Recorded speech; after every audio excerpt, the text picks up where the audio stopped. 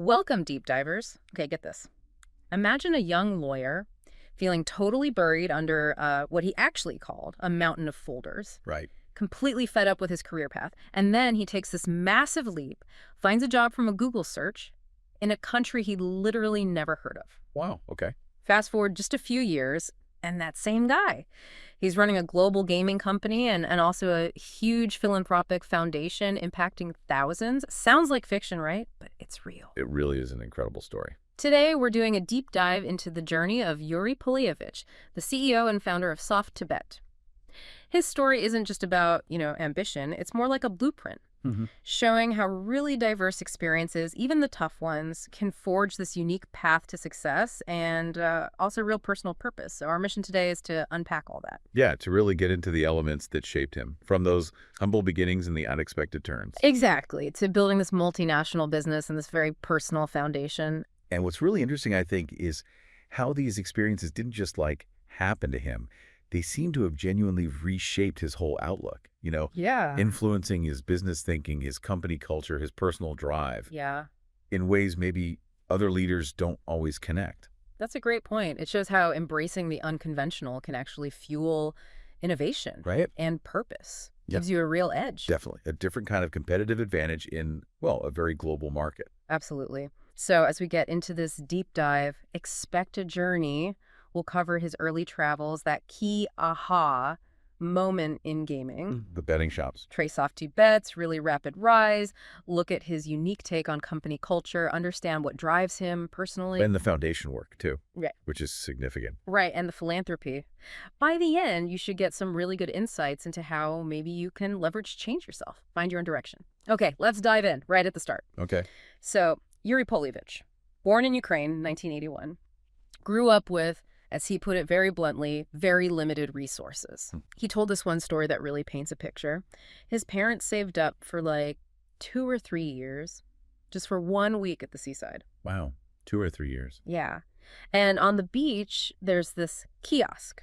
Sells two things, Mm. bananas and potato chips. Yeah. And every single day, that was the choice, one or the other, Never both. never both. And he said that experience, that simple, stark choice, it just planted this really deep motivation in him. You could totally see how it would. It's more than just, a childhood memory, isn't it? That kind of thing. Right. The banana or the cups. It doesn't just teach you about money or scarcity. It can embed this really deep, almost primal drive. Yeah, a drive to make sure those aren't the only choices later on. Exactly. To create options, create opportunities. You can almost see that translating into his ambition later, that Yeah. sort of hunger. How do you think that early scarcity maybe played into his risk tolerance later? Or even how he managed resources? That's a really interesting question, actually, because I think it probably gave him a real sense of value, but maybe also made him more willing to take calculated risks to create value. Not just preserve what little there was. Right. He learned early that comfort isn't guaranteed, and sometimes you have to move, beyond what's right in front of you. And that definitely fueled his next big move. Age 14, the family moves to Israel. Okay. He finishes high school there, does his 3 years of National Army service, then gets a law degree, commercial and real estate law. Looks like a stable path, right? Sounds like it. Prestigious, even. But pretty quickly he realized what I was doing was not for me. And that's when he mentioned literally finding himself sleeping on the mountain of folders, just totally swamped. Oof. That image, sleeping on a mountain of folders, it really hits home, doesn't it? Yeah. Captures that feeling of being just completely trapped in a career with zero passion. And it makes you wonder, how many people hit that point? And actually do something drastic about it. Exactly.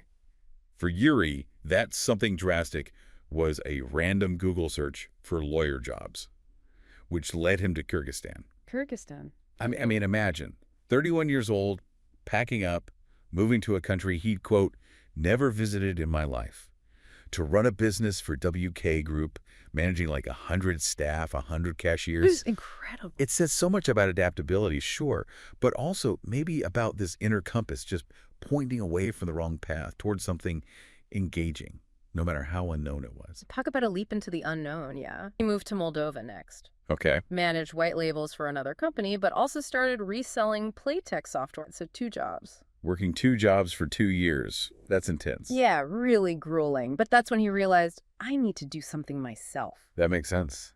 That experience must have been the catalyst. For sure. And during that time, he started building his own basic platform.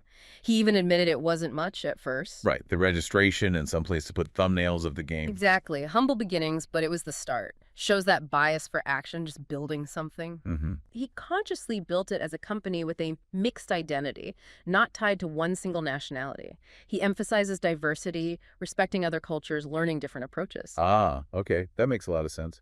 In a global industry like gaming, that's not just like a nice HR thing.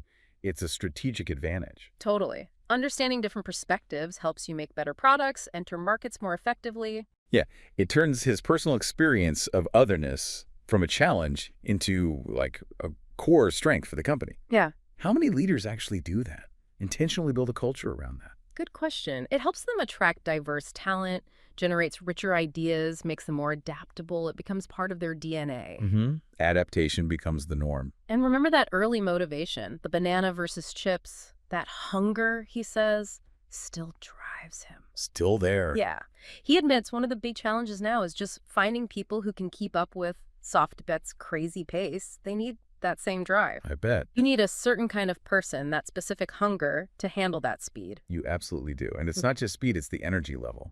Yeah. So it ties into his belief in being in the office, right? Exactly. 100% in office mostly. So looking ahead, Poliavich definitely has his North Star. And it's shining pretty bright. He got nominated for Global Gaming Award Executive of the Year in 2023. That came after SoftBet expanded into 7 new markets. Wow. That's serious operational growth. Yeah, it's a key profit measure. Yeah. And he's laser focused on more expansion. Scandinavia is big on the list. Denmark's next after Sweden and Malta. And he sees it as more than just business. It's like a personal challenge for him. Because so many European companies struggle there. Yeah, he's seen companies go in, then close offices and admit defeat. His goal is to crack it. Showcase their product first directly to consumers, B2C. And then leverage that success to expand into B2B, selling their platform to other operators. Right, and he knows it'll take a lot of blood, sweat, and tears. They're already up and running in Ontario, Canada. Mm-hmm. That's a good stepping stone. So wrapping this up, what are the big takeaways for listeners? Uri Poliavich's story, it really weaves together these powerful threads, doesn't it? Definitely. There's the resilience, obviously. Yeah. Constant change, uncertainty. He just navigated it. Yeah, and the power of that deep personal motivation, something that lasts longer than just, chasing the next trend. Right. Plus the vision needed to build something global from, well, basically scratch. And maybe the most profound part, how giving back based directly on your own life experiences, your own challenges, can be so transformative. Mm-hmm. And he sums it all up himself, right? His whole approach, his drive, in just 2 words. What's next? Exactly, that constant question. What's next? The next challenge, the next license, the next continent, the next feature. The next tech advance.